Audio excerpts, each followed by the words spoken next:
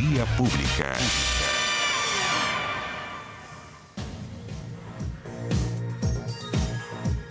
¿Qué tal? ¿Cómo están ustedes? Muy buenas noches, bienvenidos a Vía Pública. Diversas reacciones ha provocado una carta leída por el diputado Gonzalo de la Carrera, fue el destinatario, donde 27 oficiales presos en Punta Peuco pidieron textual conmiseración para los suboficiales que también se encuentran cumpliendo sentencia en el penal.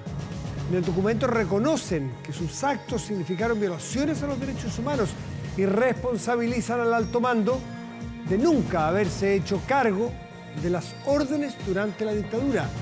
En ese contexto solicitaron conmiseración, que en términos administrativos y judiciales significa la solicitud de beneficios carcelarios, ya sea libertad u otras alternativas para 58 suboficiales, que, ojo, los que firman son distintos a los que serían supuestamente los beneficiarios. Bueno, esto en el cumplimiento de sus funciones habrían cometido, según ellos, los delitos y ahora cumplen sentencia en el penal de Punta Peuco. Es parte de lo que vamos a conversar esta noche. Vamos a la mesa.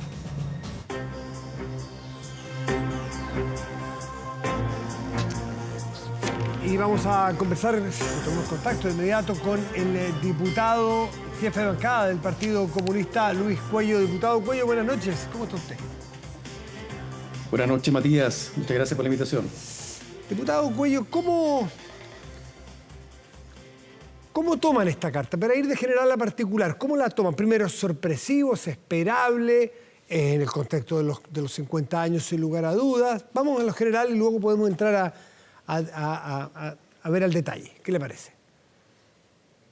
Bueno, en general me parece una carta sorpresiva. Además, la forma en que se entrega, que sea leída por un diputado de ultraderecha, que claro, representa justamente el proceso, que representa la reivindicación de los crímenes contra la humanidad, que representa la reivindicación de la dictadura militar.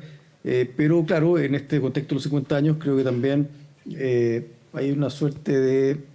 vieron una oportunidad a propósito del debate sobre el cierre de Punta Peuco. Me parece que se puede inscribir en ese contexto, pero en realidad creo que no es un gesto sincero porque más allá de reconocer violaciones de los derechos humanos, creo que hasta ahora tanto los ejecutores materiales como también quienes ordenaron los crímenes, los delitos graves que cometieron estas personas no han expresado ningún tipo de arrepentimiento y aún subsisten. Hay mucha información todavía que no ha sido revelada. ¿Cómo lee, diputado Cuello, la particularidad que tiene esta carta en la lectura que uno puede hacer así literal? Que no piden beneficios para ellos, los firmantes, sino para ellos son oficiales los firmantes, sino para los suboficiales. ¿Eso qué reflexión le genera a usted? Bueno, lo primero es, por el tono de la carta, yo creo que, hay una realidad que existe y que es que en general los altos mandos que fueron responsables y que diseñaron el plan de aniquilamiento de la disidencia política, de la oposición, sin duda muchos de ellos no pagaron, no tuvieron condenas. Y asimismo eso ocurrió, hay que recordarlo también, con los civiles que fueron cómplices de la dictadura, que prácticamente ninguno de ellos tampoco tuvo ninguna responsabilidad, o más bien no se hizo efectiva ninguna responsabilidad. Y el ejemplo más claro de alto mando es el propio Pinochet. Pinochet murió en la impunidad, estaba siendo encausado, pero bueno, ya sabemos lo que ocurrió y él no pasó un día en prisión, murió en la impunidad y por lo tanto esa es una realidad. Pero eso no impide que aquellos que ejecutaron estos graves crímenes, que fueron ejecutores materiales, no deban pagar, digamos, de acuerdo a la ley, de acuerdo al derecho, de acuerdo a la justicia, con las condenas penales que se han impuesto. Ahora, y por lo tanto, creo que ahí no hay una contradicción. Ahora, hay una parte del texto que es bien interesante, lo coincidente en el tiempo con el libro del general Martínez, que ha sido muy criticado por un sector del ejército en retiro, porque los que están en el servicio activo no pueden opinar, pero uno adivina que podría haber también militares en servicio activo que no les gusta la carta o el libro de general Martínez. En cuanto a la responsabilidad del mando, en cuanto al honor militar, es más, así le llama el general en retiro Martínez, el honor militar y decir, bueno, nosotros en esa época, dice en la carta, que no la hayan leído, dicen algo así como, nosotros estábamos educados para obedecer y, bueno, y nos daban órdenes y obedecer más que a considerar a los adversarios o los derechos humanos de los adversarios. Entonces, no digo exculpa, porque los autores son autores y hay fallos, ya sentencias judiciales, pero no da espacio para analizar mejor cuánto puede liberar de algo de responsabilidad quien le dijeron, mire, usted tiene que hacer esto. Y como estaban comprendidas las cosas en ese momento, eran gente joven, dice, bueno, lo hicimos, lo tuvimos que hacer. ¿Cómo lee usted eso? ¿O no lo exculpa o no aminora en nada la falta para usted? La verdad es que no. O sea, es que en realidad, o sea, acá hay que, primero, yo quiero decir que lo que ha hecho el general Martínez sin duda tiene un valor, porque él ha reconocido que, y lo hizo ahora en este libro, pero también cuando antes de salir de la comandancia jefe del ejército, cuando emite este informe, que luego fue bajado en la página del ejército, donde reconoce justamente que las desapariciones forzadas atentaron contra el honor militar, más allá de eso también. Por eso le digo, diputado Cuello, que uno adivina que en servicio activo también hay uniformados, uno no puede decir todos, puede ser injusto generalizar, hay uniformados que les molesta estos dichos de Martínez. Me refería justamente a ese comunicado que al salir del ejército lo bajaron de la página web. Sin duda, porque hay personas que realmente no tienen ningún límite moral ni ético y de alguna forma validan todos los horrores cometidos por la dictadura. Pero cuando uno va a lo que me preguntas, Matías, sobre los ejecutores materiales, o sea, fijémonos cuáles eran la clase de atrocidades que cometieron. Es decir, no estamos hablando de una simple vulneración a la ley, una detención ilegal, no, estamos hablando de masacres, estamos hablando de votar, digamos, de dejar cuerpos en el mar. Hace pocos días me correspondió ir a Quintay a un homenaje a los 5 últimos detenidos desaparecidos, que fue el año 87, o sea, ya casi al fin de la dictadura, que fueron personas jóvenes, militantes, que fueron lanzados al mar. Entonces estamos hablando de esa clase de crimen. Entonces cuando realmente una persona es conminada a cometer una atrocidad, un horror de esas características, un acto tan inhumano, creo que no hay justificación posible. ¿Y qué puede hacer? Más aún cuando estamos hablando de que se fueran repetidas en el tiempo. ¿No? No, o sea, por supuesto. ¿Y qué podría, muchas agravantes? sí, ¿qué podría hacer un militar? Quiero entender sencillamente cuál es su forma de pensar. No es una explicación, ni mucho menos justificación de absolutamente ninguna de esas ferocidades humanas, o inhumanidades directamente. ¿Cómo podías decir que no? ¿Cómo podía oponerse? Estaban los espacios en dictadura, no había Estado de Derecho, ¿tenían espacio suboficiales que un general le hubiese dado una orden? Por ejemplo, usted haga esto, suba a este sujeto porque es un tal por cual y hágalo desaparecer, tiro al mar. ¿Qué podía hacer? Para que entienda gente que es más joven y que no vivió esa época. ¿Qué podía hacer? ¿Qué espacio tenía ese suboficial? Sí, uno puede verlo desde esa perspectiva, pero la verdad es que cuando... No exculpa, por favor, no exculpa ni quita peso al drama. Entiendo la pregunta, pero si uno revisa los listados, en realidad siempre se fueron repitiendo los nombres de aquellos que hicieron del horror su profesión. O sea, estamos hablando de gente que se dedicó profesionalmente a cometer delitos de lesa humanidad por largo tiempo. Es decir, creo que en definitiva acá no concurre ningún elemento que permita exculpar a estas personas, y más bien se están aprovechando una circunstancia, usando palabras que suenan muy compasivas, pero en realidad creo que estamos hablando de... uno puede perder la perspectiva de lo que hicieron, y tampoco puede perder la perspectiva del deber que tiene la sociedad, del deber que tiene la civilización de castigar estos delitos. Por algo estos delitos tienen una categoría especial en el derecho internacional y lo hace inamnistiable e imprescriptible.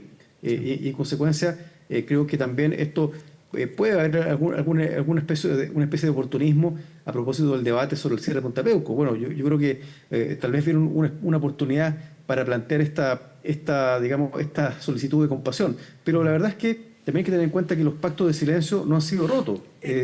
Sin duda que yo creo un poco, creo, además de la gravedad de los crímenes, de la inhumanidad de los delitos, también hay que tener presente que aún más de 1000 personas no han sido encontradas y eso responde a que existen aún actos de silencio que fueron celebrados, acordados entre los ejecutores, entre los mandos también, y por lo tanto creo que no tiene ninguna calidad moral para pedir compasión, habida cuenta de las consecuencias que esto trajo para muchísimas familias chilenas que además fueron personas que fueron perseguidas, asesinadas, desaparecidas solamente por pensar distintos. Diputado Cuello, y quiero ir a quizás el centro noticioso de esta carta.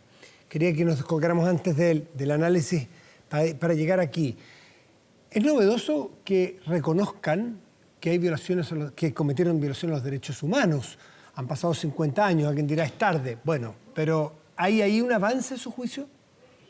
¿Eso podría reabrir eventualmente posibilidades de reconversar con estas personas o no estarán? A ver, primero contésteme qué le parece a usted que reconozcan y después vamos a otra cosa. Que reconozcan violaciones de derechos humanos. ¿Tiene algún valor? Me parece que es un gesto tardío e insuficiente. O sea, es tardío, llega 50 años después del golpe de Estado, pero también es insuficiente porque, reitero, o sea, acá hay mucha información que probablemente ellos podrían haber aportado y no lo hicieron o no lo han hecho. Ya, y no estarán, porque uno puede leer de muchas formas una carta y uno puede leer entre líneas y puede intentar o adivinar o especular con qué quieren decir y por qué ahora.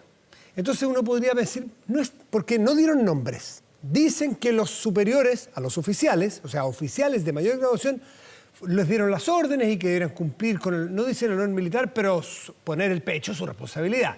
Pero no nombran a ninguno de esos oficiales.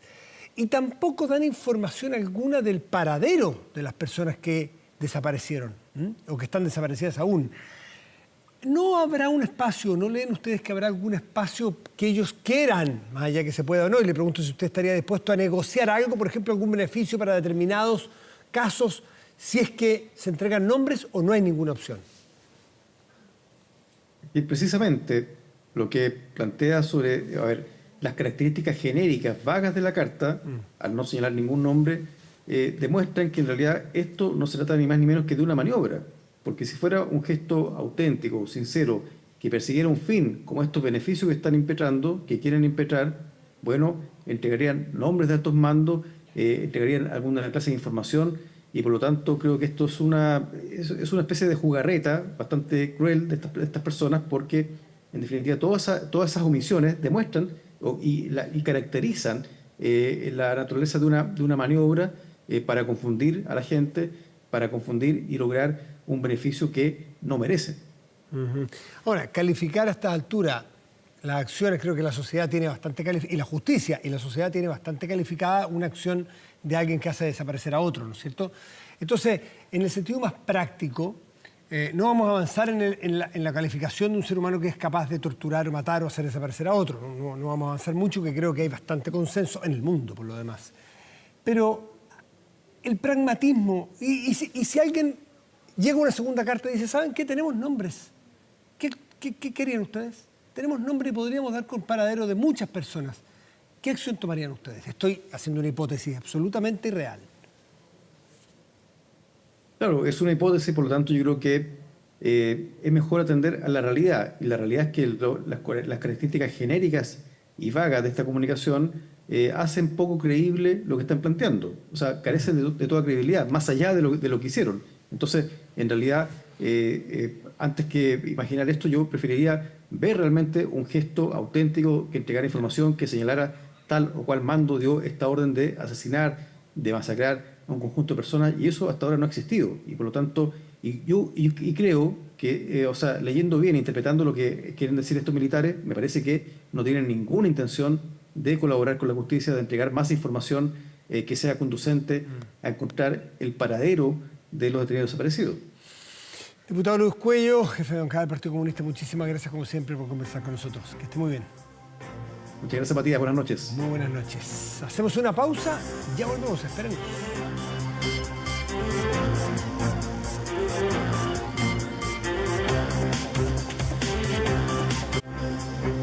Protéjase de la delincuencia con Tepillé, vigilancia en tiempo real de cámaras de seguridad, con audio disuasivo para su empresa. Alarmas Tepillé con cámaras conectadas a su smartphone y botón de emergencia móvil para su hogar. No sea usted la próxima víctima y contrátelos en tepillé.cl.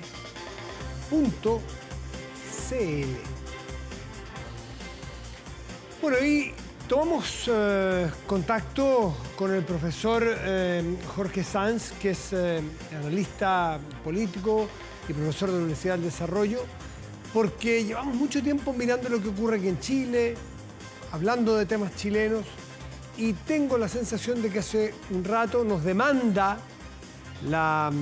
el mundo también mirar qué pasa en tantas partes, ¿no? Y una de esas partes nos queda muy lejana, pero por Dios que nos ha incidido en la propia vida. Y nos referimos a Rusia, Ucrania. Y en una variante. La variante es la visita en Rusia de Kim Jong-un, el líder norcoreano, que visita a Putin, que no sale de su país por razones que todos sabemos, ¿no es cierto?, con el temor a que lo puedan apresar, recibe a Kim Jong-un. Solo esa cumbre da espacio para poner nerviosos a algunos. ¿Por qué se juntan? ¿A qué se juntan? Jorge Sanz, muy buenas noches, gracias por recibirnos. ¿Cómo estás? ¿Cómo estás, Matías? Buenas noches, qué gusto estar aquí. Igualmente, pues qué gusto de tenerte aquí para tratar de entender qué hay detrás de esa imagen, que para muchos es la imagen de dos seres que, bueno, que ambos están muy penalizados, muy sancionados por la sociedad, por las Naciones Unidas, por la sociedad mundial en general, por la belicosidad que tienen o por la falta de libertad en ambos pueblos. ¿A qué se juntan estos hombres? Esta visita, Matías, abre muchas interrogantes. Se suman a las iniciales de la guerra de Rusia-Ucrania. ¿Es tan potente Rusia? ¿Es tal el potencial que tiene Rusia o nosotros estábamos acostumbrados al potencial de la Unión Soviética?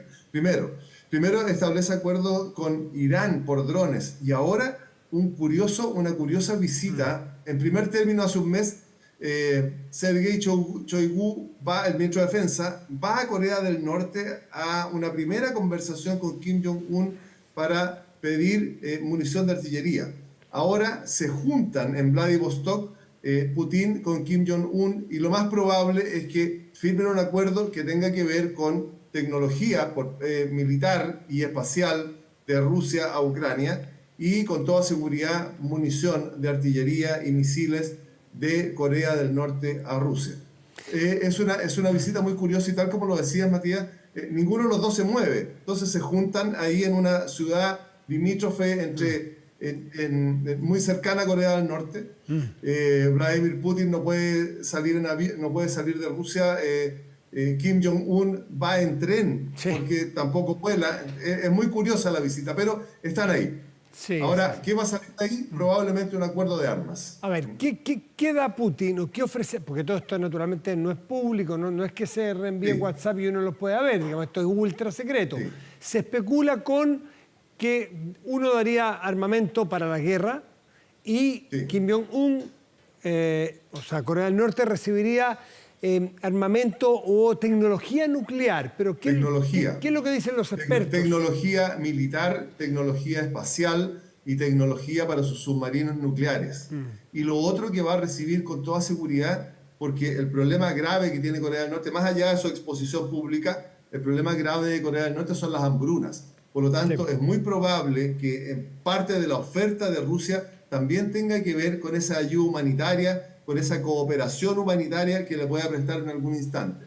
Y lo otro que se desprende del análisis, Matías, es que Kim Jong-un lo que está buscando es una estatura estratégica que lo convierta en un actor internacional, particularmente en el escenario Indo-Pacífico.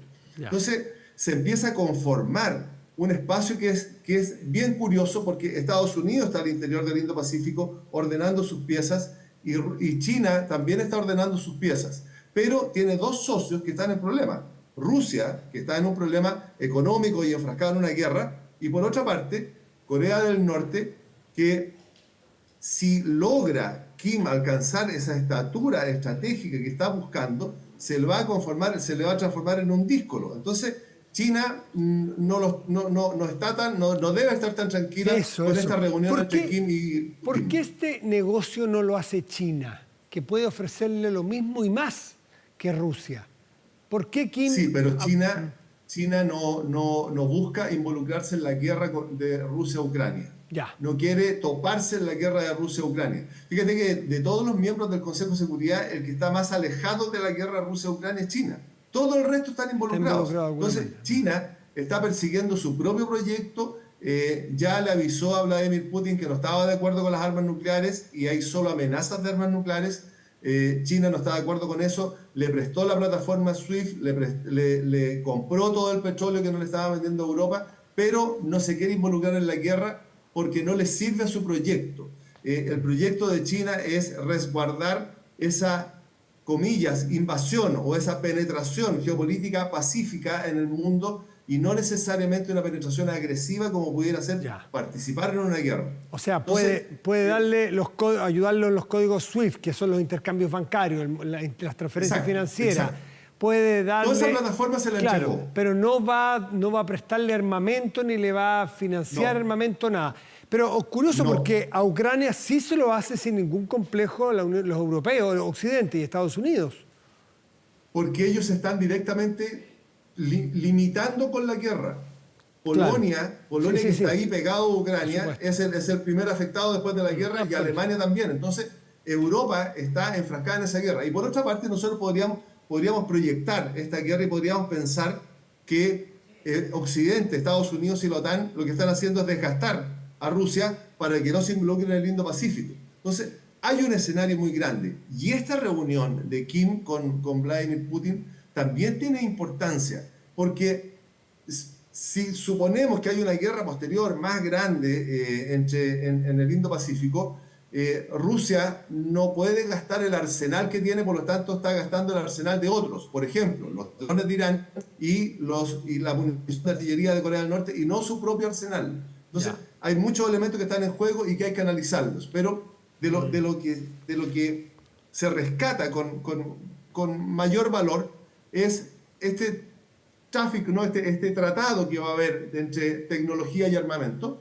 Y el otro es que Kim empieza a adquirir una estatura que la está buscando hace mucho rato, hace mucho tiempo, y que no la tiene como un actor, porque siempre es un actor secundario, está ahí, pero no es un actor tan relevante. Hoy día sube la primera división. Si involucrar en el apoyo a la guerra de Rusia, sí que empieza a adquirir una estatura distinta. Claro, empieza a subir a la primera división de la importancia estratégica o militar, qué sé yo.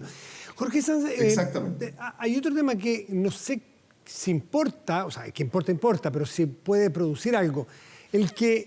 La propia Rusia, como miembro del comité, o sea, del Consejo de Seguridad de Naciones Unidas, junto con los otros, en años anteriores ha sancionado a Corea del Norte, a Kim Jong-un.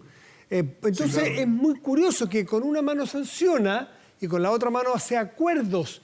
¿No pasa nada con eso? A ver, los estados se manejan en el mundo internacional de acuerdo a sus intereses.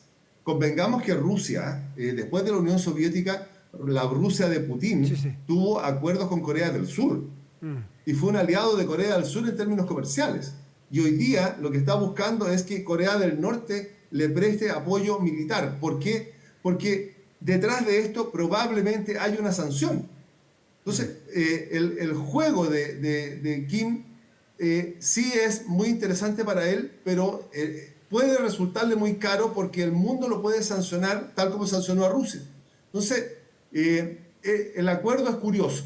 La necesidad, y por eso que yo decía al comienzo, es la visita es muy rara y que Rusia esté pidiéndole apoyo a Corea del Norte dice muchas cosas respecto de sus capacidades y de su propio potencial. Su industria militar no es capaz de reemplazar en los tiempos y adecuadamente los gastos de la guerra.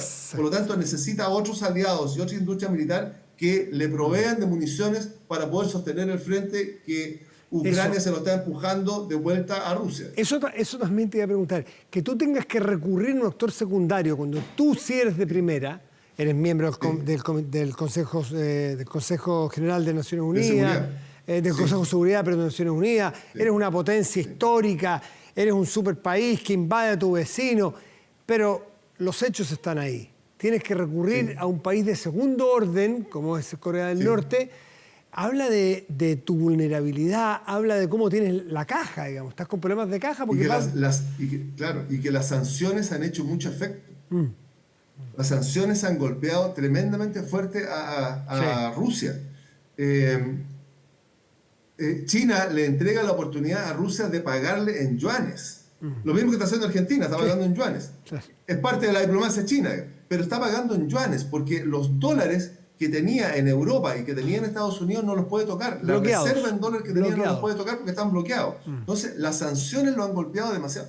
Convengamos, Matías, que en esta guerra es primera vez que Suiza rompe su neutralidad y Suiza también sanciona a Rusia con el control no la requisición, el bloqueo de los recursos que tiene Suiza. Entonces, está muy golpeada y por eso que China no se quiere involucrar todavía y estos actores secundarios, que también son aliados de China, son los que están proveyendo de munición y de recursos a Rusia para que pueda sostener su guerra. Es muy peligroso lo que está pasando. Sí, ¿y qué tanto puede ofrecer Kim Jong-un, un pueblo en hambruna? Ahora, estas dictaduras feroces pueden perfectamente tener al pueblo en hambruna y tener tecnologías nucleares, pero estamos viéndolo. Sí, pero ¿qué tanto sí. puede ofrecer Kim Jong-un? Munición de artillería, Y misiles. tiene- Ha desarrollado en el tiempo una industria de misil. Lo que más produce Corea del Norte es todo lo relacionado con la metalurgia, por lo tanto puede rápidamente hacer andar muy eficazmente su industria militar. Porque es parte de la élite de Corea del Norte, todo el sistema militar. Entonces, va a hacer andar su industria militar, va a disminuir ¿cómo se llama? La persona sin trabajo, el desempleo. Tiene arsenal, tiene mucho material, ha juntado mucho material en el trayecto de desarrollar sus misiles nucleares, porque ha tenido que hacer muchos ensayos y error. Entonces, tiene un arsenal interesante que a Rusia le interesa. Son vecinos, por lo tanto, el transporte es muy corto, fluido. Es muy rápido, no tiene un bloqueo, no se va a ver afectado por las acciones de Occidente sobre ese transporte y sobre la llegada de los recursos. Sí. Entonces, es un proveedor que mientras le dure el arsenal puede ser seguro. Ahora, si miramos a los dos actores de esta escena, Putin, ya lo dijimos, si tiene que recurrir a Corea del Norte, habla de su fragilidad. Es porque está en problemas. Es porque está en problemas. Pero mirado el punto de Kim Jong-un, es un negociazo el que está haciendo. Más allá de si el neto económico va a mejorar o no, lo pone en otro lugar, le da acceso a otras cosas. Es decir, esto es un tremendo triunfo para un tipo hiper peligroso como ese, ¿no? Sí, claro, es bastante díscolo, digamos. Y lo instala en una estatura estratégica distinta. Lo que está haciendo Kim Jong-un con la distancia que tiene el caso es lo que está haciendo Erdogan desde Turquía. Ya. Erdogan está conformando ese neo-otomanismo donde él instala y se transforma en el líder de todo el mundo otomano, no árabe, sino que el mundo otomano, ¿no es cierto? Y desde su estrategia, él lo va manejando y lo va no controlando, pero lo va influenciando. Y por otra parte, él es el que saca el grano desde la zona de guerra. Entonces, son medallas que los líderes se van instalando. Bueno, esas mismas medallas y esa misma estatura es la que está buscando Kim, que no la tiene, pero si logra este acuerdo y si es el que va a sostener la guerra en Ucrania, efectivamente sí va a ser muy interesante como líder en este conflicto. ¿Y Corea del Sur tiene algo que decir aquí? O la verdad es que como pasan por su lado, por así decirlo, y no lo tocan en este trato, porque no debe estar cómodo Corea del Sur. Corea del Sur como adversario militar es bien interesante porque es un adversario que tiene una gran tecnología, tiene todos los movimientos de Corea del Norte relativamente controlados, tiene el apoyo sin duda de Estados Unidos ahí al lado, dentro de Corea del Sur y en las islas que son aledañas. Por lo tanto, el principal aliado que tiene Estados Unidos ahí respecto de Corea del Norte es Corea del Sur. Y las amenazas nucleares que hace Corea del Norte son contra Corea del Sur y contra Japón. Los dos tienen a Estados Unidos adentro de sus territorios con todo el poderío y el potencial que tiene Estados Unidos. Así es que, ¿tiene algo que decir? Sí, tiene algo que decir, pero está preparado para responder a Corea del Norte las agresiones o el ataque que pueda tener. El mundo es más peligroso después de este encuentro, ¿no? Sin ninguna duda. Sin ninguna duda, ¿por qué? Porque Kim va a crecer. Kim, a la vuelta en su tren blindado, cuando llegue a Corea del Norte, va a ser más importante en el escenario del conflicto. Kim se va a entender en un plano y en una altura distinta con Putin y con Xi Jinping también. Entonces, se quiere instalar en esa altura. Le falta mucho, es un país que tiene muchos problemas. El que le soluciona las hambrunas hoy día es China. Ahora va a tener a China y a Rusia solucionándole las hambrunas. Por lo tanto, la parte interna la tendría arreglada y en la parte político-estratégica va a tener dos líderes con los cuales va a hablar en el mismo tono y a la misma altura. Así que va a ser tremendamente complicado a partir de ahora Kim Jong-un. ¿Y el negocio que hace Kim Jong-un es atractivo Sí. para otro líder en el mundo que diga, mira Kim, yo también podría, me refiero a otros actores secundarios, Sí. autócratas Sí. o dictadores que andan dando vuelta y que tengan algo que ofrecerle a Rusia? Sí. ¿Quiénes? Puede ser, puede que existan otros. El que está es Irán, sin duda. Pero Bielorrusia ya está Ya es involucrado. Rusia, ya está muy involucrado Lukashenko ahí. Y en el área no hay muchos más que le puedan ofrecer a Vladimir Putin la certeza y la seguridad de un abastecimiento permanente que le permita desarrollar adecuadamente la guerra. Kim lo tiene, Irán lo tiene, pero en el entorno no hay mucho más porque el resto en el entorno los líderes son distintos. Entonces Xi Jinping influye en un área, sí. India influye en un área, Europa influye en un área y no tiene más acceso a Rusia. Entonces estos dos son los que le van a permitir mantener la guerra con los arsenales que tienen hasta que se lo termine. Entre esta conversación hemos mencionado a todos los grandes líderes mundiales hoy día, incluso Erdogan, que ha jugado un papel importante, ha tratado de mediar. Sabemos el negocio que tiene el propio Erdogan, que es del turco. Y no nombramos a India, que tú de pasada lo mencionaste. Es el gran líder mundial de hoy día, es el país con mayor población mundial. ¿Cómo mira todo este movimiento, este tablero que se mueve? Él está geográficamente levemente distante, pero ¿cómo mira todo este movimiento un gigante como India? India tiene la característica hoy día que es el líder del G20. Es el presidente del G20 hoy día. Acaba de tener una reunión a la cual Xi Jinping no fue. Tiene problemas territoriales por el mapa que acaba de sacar Xi Jinping. Por lo tanto, si hace 2 meses Estados Unidos estaba buscando conquistar a India y quitárselo a China, esta reunión y ese mapa que hace Xi Jinping carga a India a un lado. En este conflicto que está proyectado en el Indo-Pacífico, India va a ser la balanza que va a marcar hacia dónde va a ir el futuro de ese conflicto. India está buscando liderar, bueno, es el líder en términos de software, en términos computacionales, es el líder en términos demográficos, está mejorando en el interior de su estado toda esta situación de castas que habían y está logrando niveles de desarrollo donde los más pobres, los intocables, empiezan a surgir y empiezan a subir más allá de la religión, tiene que por el desarrollo. India se trazó un objetivo y va atrás de ese objetivo. Por lo tanto, y Estados Unidos cuenta con el apoyo de Estados Unidos y cuenta con el apoyo de Europa. Curiosamente, también contaba con el apoyo de China. Jugaba en estos dos espacios.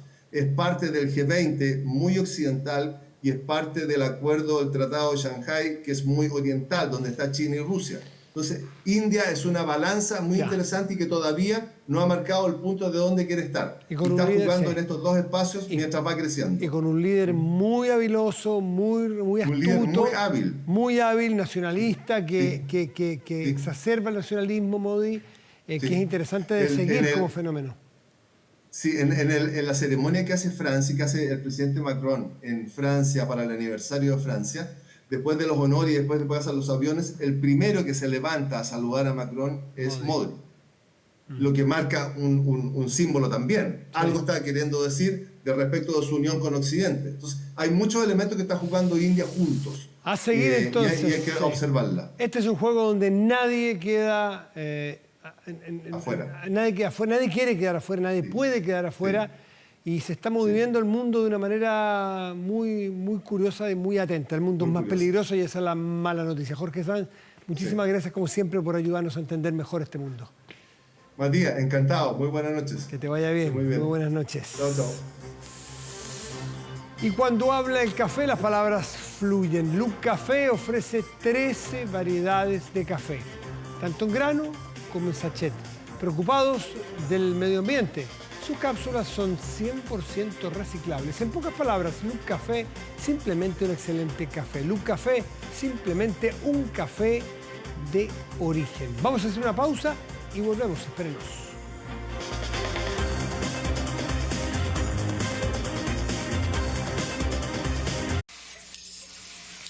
Estamos de vuelta en Vía Pública y vamos a nuestra pantalla, esta preciosa pantalla gigante para ver nuestro portal de contenidos y noticias 24horas.cl, que en este momento nos habla ya de la parada militar, las novedades que traerá la versión 2023, la presencia del presidente Boric, naturalmente, y 7.736 efectivos de las Fuerzas Armadas y Carabineros formarán parte de este hito dieciochero, de esta tradición ya de las fiestas patrias. Detalles 24horas.cl. Revisamos el tiempo. A ver, ¿qué es lo que nos trae, que nos depara el tiempo y el pronóstico para mañana miércoles? Tendremos cielo parcial y 15 grados de máxima probable. Para el jueves 24, despejado. Y decae un poquitito, pero se mantiene bien el sábado y domingo, parcial, nublado y cubierto, todo por ahí entre 17, 15 y 18 grados, las máximas probables. Puede ver todos los detalles también en nuestras páginas web y en todos nuestros informativos. Y desde el fondo escuchamos a Beto Cuevas porque este martes acaba de cumplir 56 años. Beto Cuevas, una de las voces más importantes del pop rock latinoamericano y conocido por formar parte de La Ley desde finales de los 80 y hasta su separación. Tras la partida del guitarrista y fundador Andrés Bove el año 94, Cuevas asumió el liderazgo de la banda chilena. A mediados de 2001, el grupo graba su disco MTV Unplugged, ¿se acuerdan ustedes? Bueno, logrando un gran éxito en el continente. Sin embargo, lo más importante para los miembros de La Ley es que definitivamente en Chile se les termina de reconocer como la agrupación más exitosa de todos los tiempos gracias al Grammy Anglo, la presentación en el Festival de Viña del Mar y el disco acústico recién editado. Con el cumpleaños de Beto Cuevas despedimos Vía Pública de hoy. Que tengan muy buenas noches y gracias por venir.